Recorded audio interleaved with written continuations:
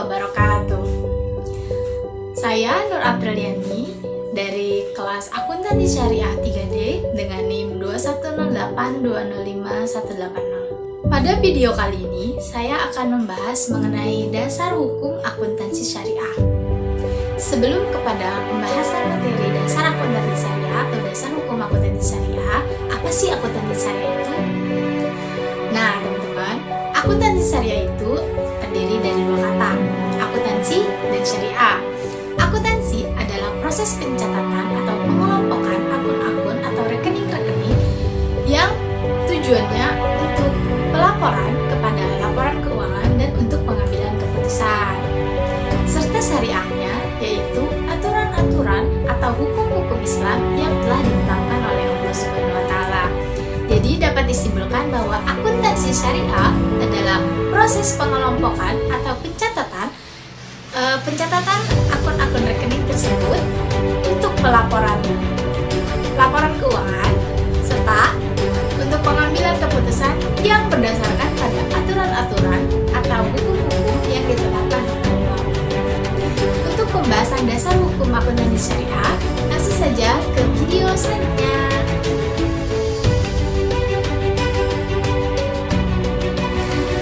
Pengertian sumber hukum Islam. Definisi sumber menurut Kamus Bahasa Indonesia ialah asal dari sesuatu. Sedangkan hukum Islam sendiri adalah aturan-aturan agama Islam. Jadi, sumber hukum Islam adalah aturan-aturan yang ada dan berasal dari Allah. Aturan-aturan ini dibawa oleh Nabi Muhammad SAW melalui perantara malaikat Jibril terkait hukum-hukum Islam. Nah, jenis-jenis sumber hukum Islam itu ada berapa sih? Nah, jenis-jenisnya ada Al-Quran. Yang pertama itu ada Al-Quran, yang kedua itu ada As-Sunnah, yang ketiga itu ada Ijtihad, kemudian yang keempat ada Qiyas. Nah, yang pertama Al-Quran. Jelas ya, acuan atau dasar hukum yang pertama itu adalah Al-Quran. Al-Quran sendiri secara harfiah adalah berasal dari bahasa Arab.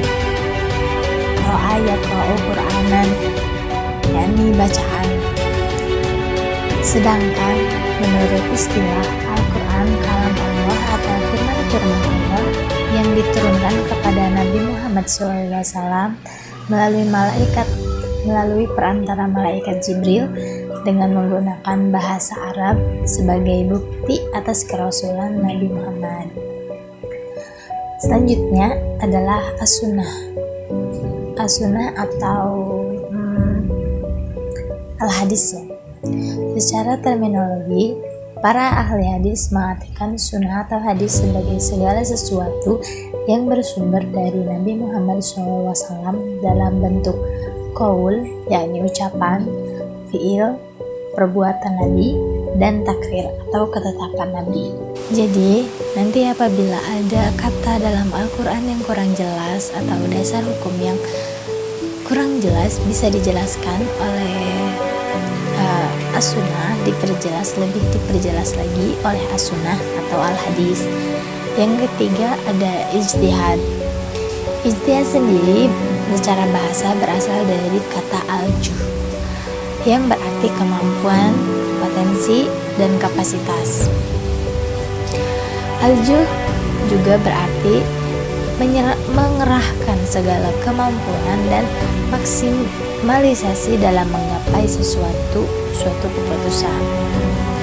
Nah, bentuk ijtihad ini dapat dibedakan menjadi 9 metode, yakni ada ijma, ada qiyas, ada ihtisan, ada maslahah mursalah, ada istisab, ada urf, ada saddu az-zariyah, ada qaul as-sahabi, dan yang terakhir ada syar'u ma qablana. Nah, kemudian ada qiyas. Qiyas ini menurut bahasa adalah pengukuran sesuatu dengan yang lainnya atau penyamaan sesuatu dengan sejenisnya. Jadi seperti analogi.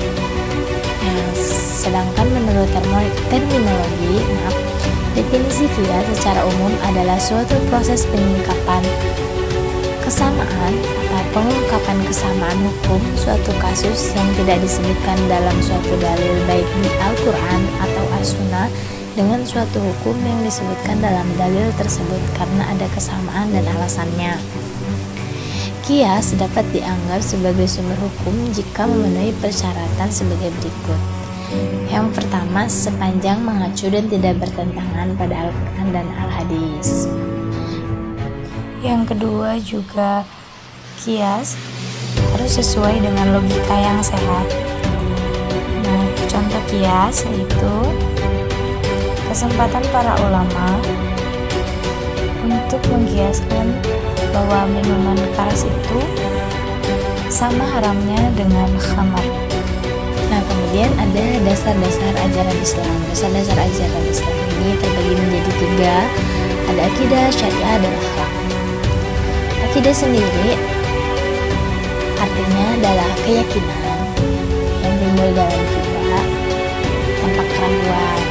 Kemudian syariah adalah peraturan agama atau aturan-aturan agama, hukum-hukum agama yang memang sudah ditetapkan oleh Allah Subhanahu wa Ta'ala untuk kaum muslim baik Al-Quran maupun As-Sunnah.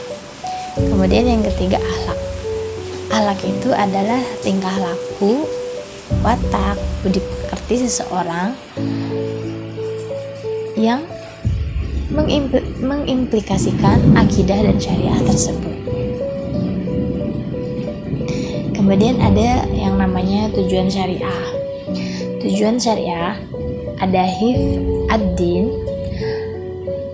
hifz an-nafs, hifzil al-akal, dan hifzil an-nasab.